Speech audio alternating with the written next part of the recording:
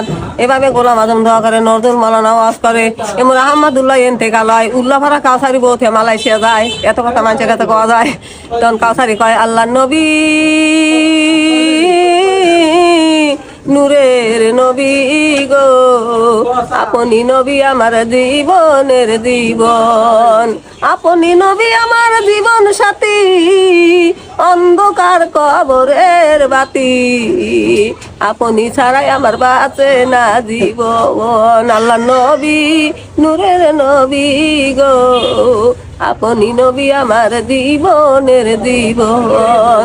দুনিয়াতে আইসো বান্দা কি করছি কে, আখেরাতে দিতে হবে তোমার পরীক্ষা, মরণকালে দিতে হবে বাবা তোমার পরীক্ষা।